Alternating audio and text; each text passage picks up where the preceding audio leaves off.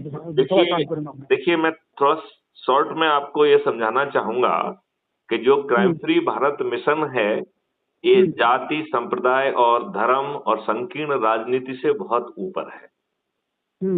ठीक है ना? ये जाति, धर्म, संप्रदाय और संकीर्ण राजनीति जो अब तक होती आई है, जिसमें हमारे राजनेताओं ने हमें अच्छे भारत से तो वंचित रखा ही है, उन्होंने हमारे ऊपर गुलामों वाले नियम कानून ही थोप के रखे हैं। और अब की स्थिति ये है कि उन्होंने अच्छे राजनेताओं से भी हमको वंचित कर दिया है।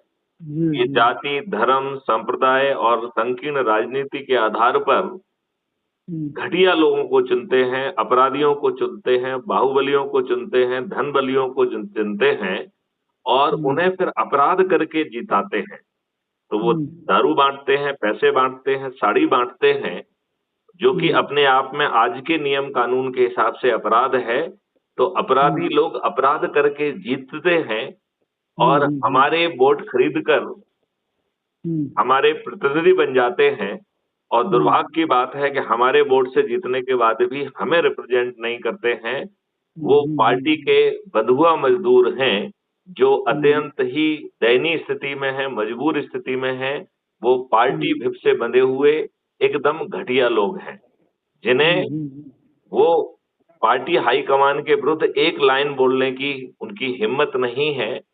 चूंकि उन्होंने इस प्रक्रिया में करोड़ों रुपए खर्च किए हैं, तो पहले दिन से ही आकंठ भ्रष्टाचार में डूब जाते हैं। इससे हटके उनकी और कोई नियति नहीं है। आज की डेट में irrespective of the party, irrespective of the जो है ना कौन सी पार्टी है, कौन सा राजनेता है, सभी लोगों का सोच और चिंतन और क्षमता अच्छा भारत देने की नहीं है। इस बात से आप कहां तक सहमत हैं? देखिए साहब, ये तमाम बातों की जड़ जो है चुनाव आयोग है। चुनाव आयोग जो है, देखो सबसे पहले पार्शियलिटी क्या कर रहा है, इस देश का राष्ट्रपति भी वोटर है, इस देश का जज भी वोटर है, इस देश का चुनाव चीफ सेक्रेटरी वोटर है। तो वोट डालने के पहले हर एक कोई एक तरह का मानदंड नहीं अपना रहा, पहली बात। दूसरी बात, वो क्या बताता है, इलेक्शन को जो कैंडिडेट ठहरता है या उसके फॉलोअर ठहरते हैं, सामने वाले जो अत्याचार करें उसका सबूत ला कर देकर बोलता है। ये ड्यूटी, ये ठहरे हुए कैंडिडेट की ड्यूटी नहीं है, वो ड्यूटी है इलेक्शन कमीशन की। कहाँ चल रहा है, क्या चल रहा है, देखना उसकी जिम्मेदारी है।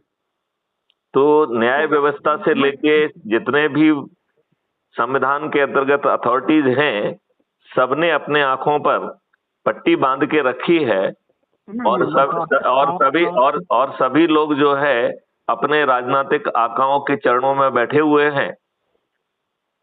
अब आम नागरिक क्या करे, ये विडंबना है। नहीं, मैं आपकी राय से पूरी तरह सहमत हूँ जी, लेकिन सवाल ये आ रहा है कि हम करें क्या, नहीं, हमारे पास उसका मॉडल है। हाँ, मतलब आपको सिर्फ जो है अपने से जुड़े लोगों को जोड़ना है। यदि आप लोगों का जुड़ाव ऑलरेडी बहुत सारे लोगों में है, तो वहां पर आप आयोजन करिए।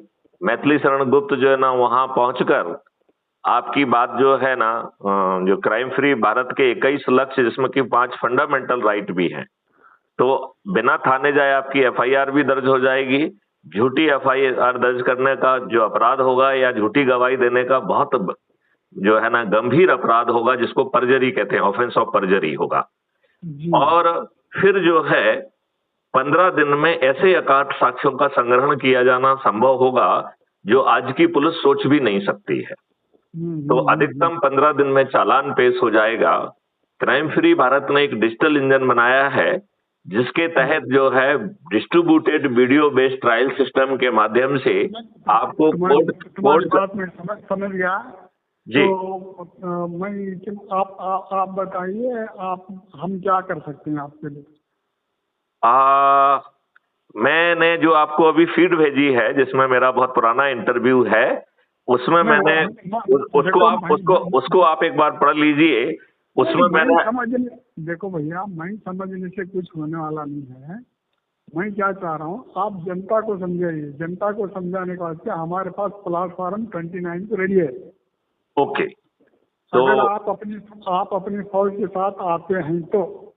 नहीं नहीं, देखिए आपने कहा कि फौज के साथ आना नहीं है, आपने कहा कि मीना को ले आइए, तो मीना को ले आएंगे हम साथ में। नहीं, मैं मीना साहब से वही बात किया, क्योंकि आपका पूरे देश में लिंक है। तो आप अपने लिंक को इनवाइट करो कि यहाँ आप फला। नहीं, उसका उल्टा करेंगे। अपन जो लोग वहाँ पे होंगे उसमें जो अपन चर्चा करेंगे उसकी लाइव टेलीकास्ट कर देंगे, ठीक है ना? तो लोग बाग उसको, सब लोग, हाँ, उससे मसला हल नहीं होने वाला। नहीं, फिर अपन अलग अलग लोगों के पास जाएंगे ना। जैसे एज्यूम करिए कि अभी आप बंगलौर में कर रहे हैं, कल आप जो है ना दूसरे शहरों में कहेंगे तो अपन वहां पहुंच जाएंगे, अपन एजुकेशनल इंस्टीट्यूशन के पास जाएंगे, अपन धार्मिक संस्थानों के पास जाएंगे, अपन जो है ना मोटिवेटर्स के पास जाएंगे, अपन कथावाचकों के पास में जाएंगे, अपन प्रवचन देने वालों के पास में जाएंगे। तो वो पूरा मॉडल है कि हमें कैसे 9 दिवस वाला जो संकल्प है वो शपथ के साथ पूरा करना है। तुम्हारा ग्रुप जो देखा मैंने जी, उसमें कम से कम 400 लोग जुड़े हैं। उसमें 400 लोग पूरे देश से जुड़े हैं। 400 नहीं है, 15,000 से भी ज्यादा है। हाँ, तो उसमें से 29 को कितने लोग आ सकते हैं? नहीं, उसमें से किसी को इनवाइट नहीं करना है। हम आपके पास आपके फंक्शन में आएंगे और जो लोग वहां होंगे उनको हम अपनी बात समझाएंगे। तो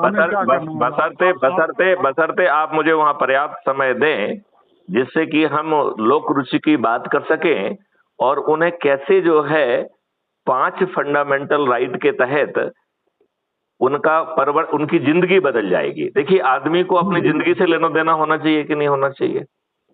बाकी राजनीति तो घटियापन है, उससे तो कोई फायदा होने वाला नहीं। आपको समय कितना चाहिए ये बताने के लिए? आप यदि 15 मिनट देंगे तो 15 मिनट में बात खत्म कर देंगे, आधा घंटा देंगे तो आधा घंटे में खत्म कर देंगे, यदि 1 घंटा देंगे तो 1 घंटे। ऐसा नहीं है भाई साहब, देखिए आपको कितना वक्त चाहिए वो बोलिए। मेरे ख्याल से 1 घंटा मोर देन सफिशिएंट होगा। घंटा बहुत होगा ना। तो अब यदि मैं भोपाल से पहुंचूंगा तो आप कहेंगे तो मैं तो 5 मिनट में अपनी बात खत्म कर दूंगा। नहीं, 40 मिनट आपको टाइम देंगे। चलिए, तो 40 मिनट बहुत अच्छी बात है। 40 मिनट आपको टाइम देंगे। और मैं ये चाहूंगा कि मैं आपको एक लिंक भेज देता हूँ जहाँ पे कि हम लोग कुछ बातें पहले कर लेंगे तो आपको मेरी बात समझने का मौका मिलेगा और हमें आपकी बात समझने का। देखो, मैं पूरा देश का कोना कोना जान चुका हूँ और बड़े बड़े अकाबिरान से टक्कर ले चुका हूँ। मुझे आप किसी की सुनना नहीं है, मुझे अपनी सुनाना है। नहीं तो आपकी सुन लेंगे, आप जो है ना लिंक में जब अपन बात करेंगे तो आपकी बात सुन लेंगे, उसमें क्या दिक्कत है? भाई देखिए, आपको मेरी बात सुनना है, मुझे आपकी बात सुनना है, वो तो कोई दिक्कत वाली बात है नहीं। नहीं, सवाल ये है नहीं, लेकिन एक बार आप हमको एक मिनट मेरी बात सुनिए। मैं आपको जो है ना, यही सबसे पहले गलती है, सामने वाले को रोकना नहीं चाहिए। नहीं, मैं ये कह रहा हूँ कि मैं आपको कुछ डॉक्यूमेंट जस्ट ए मिनट, मैं आपको कुछ डॉक्यूमेंट भेज देता हूँ, उनको आप पढ़ लीजिए। देखो, मैं वही तो मैं चाह रहा हूँ, मैं डॉक्यूमेंट देखना नहीं चाह रहा, मैं आपको समझ चुका हूँ। आप बीजेपी हो तो मैं समझ चुका हूँ जी। मैं देखो, आप अनएजुकेटेड नहीं हो, एजुकेटेड हो, आप पहुंचे हुए आदमी हो। आप क्या बोलना चाह रहे हैं, मैं सिर्फ टॉपिक देंगे तो तुम क्या पे बोलेंगे, उसका हल क्या निकलेगा पूरा बता सकता हूँ। क्योंकि मैं जो धक्का नहीं खाया वो चीज ही नहीं है भारत में। देश का सबसे धक्का मुक्का खाया हुआ शख्स अगर कोई है तो वो हजरत अब्दुल करीम है। मुझे ऐसी चीज से नहीं गुजरा ऐसा नहीं है, मैं हर चीज से गुजरा हूँ। पूरी डिपार्टमेंट जानता हूँ, रेवेन्यू डिपार्टमेंट जानता हूँ, मेडिकल का जानता हूँ, ये तुम्हारा तंत्रज्ञान का डिपार्टमेंट जानता हूँ, कौन से डिपार्टमेंट में क्या चल रहा है वो जानता हूँ। देखो, हमारे देश में अगर इंसाफ से कानून से चलते तो आज पुलिसों की जरूरत नहीं होती। देखो, ये दूसरी, अब तुम्हें डीजीपी हो, इसके बावजूद लोगों को अब तक 1950 से लेकर अब तक लोग नेता वोट मांगने घर जाता है किस बेस पर तुम्हारा वोट तुम्हारा अधिकार, मेरा वोट मेरा अधिकार है। तो यहाँ दूसरे का वोट मांगने का हक देना भी गलत है। क्या है, आप बीजेपी हैं, मैं आम आदमी हूँ, आप मेरा वोट पूछ सकते हैं, तुम्हारा वोट मैं नहीं पूछ सकता। अब परसों वाराणसी में तमाम स्टेट के सीएमओ को बुला लेकर मोदी जो भाग डाले ये दादागिरी नहीं तो क्या है। भाई तुम्हें काम करो, सिंपल चुनाव कराओ, सीरियल नंबर, उसका नाम, उसकी फोटो, उसका सिंबल, उसकी क्वालिफिकेशन, उसकी पार्टी, उसके बाद लास्ट में एक रिमार्क। ये पर्चा आज मोबाइल है, हर घर में मोबाइल है, हर वोटर के पास मोबाइल है। पूरे घर में नहीं तो घर को एक तो मोबाइल है। आधार के साथ उन्हें मोबाइल लिंक कर रहा है। तो उस मोबाइल को कितने कैंडिडेट है मैसेज भेज दो, वो आकर बराबर वोटिंग करेगा। तुम पूछने क्यों जाते हो, उसे रिक्वेस्ट करना भी मना है। समझो, आप किसी अपने मित्र को डालने का इरादा कर रहे थे, मैं भी तुम्हारा मित्र हूँ, मैं आकर मांगने के बाद तुम्हारे दिल को ऐसा ठेस पहुँचती कि मुझे वोट डाले तो तुम्हारा दिल दुख रहा है, नहीं डाले तो मेरा दिल दुख रहा है। पूछने का मौका क्यों देते हो, रिक्वेस्ट क्यों करते हो, जबकि तुम 5 साल के बाद एक बार चुनाव होता है। 5 साल में तुम पिछले 5 साल में तुम्हारे कारनामे देख लेगा ना वोटर है। ये अवेयरनेस क्यों नहीं लाते तुम? ये अवेयरनेस के साथ साथ हमने एक मॉडल बनाया है। आपने महाराज भैया, मैं देखो, आप अगर 29 को आएंगे तो रूबरू बैठक होगी, आप मीना जी। चलिए, मैं आने का प्रोग्राम बनाता हूँ, ठीक है? बना लो, आ जाओ, बैठकर रूबरू बैठकर बात करने से बात बनेगी। लेकिन आप 28 का आए तो बेहतर रहेगा। 28 का आने के बाद है हमें मैं आपको बना के पर प्रोग्राम फिर आपको बताता हूँ, ठीक है ना? हाँ, 28 को आप आएंगे तो आप और हम बैठकर बात करेंगे। बात ऐसी बनेगी कि सामने तुम्हारी बात सुनने वाला बहुत जल्द समझ जाएगा। बहुत सुंदर। ऐसा इंट्रोडक्शन मैं करके दूंगा आपका, उसके बाद तुम्हारी बात बताएंगे तो वो वीडियो जो है पूरे देश में वायरल हो जाएगी। बहुत सुंदर बात है, आपकी बात से मैं सहमत हूँ, ठीक है? मैं बता रहा हूँ ना, मैं जो धक्का नहीं खाया वो धक्का नहीं है जी। जैसा बकरी जो चारा नहीं खाती वो दरख्त नहीं, ऐसा बोलते हैं ना, उसे बकरी जिससे पत्ता नहीं खाई वो झाड़ी नहीं है। ऐसा अब्दुल करीम जो धक्का नहीं खा वो धक्का नहीं है।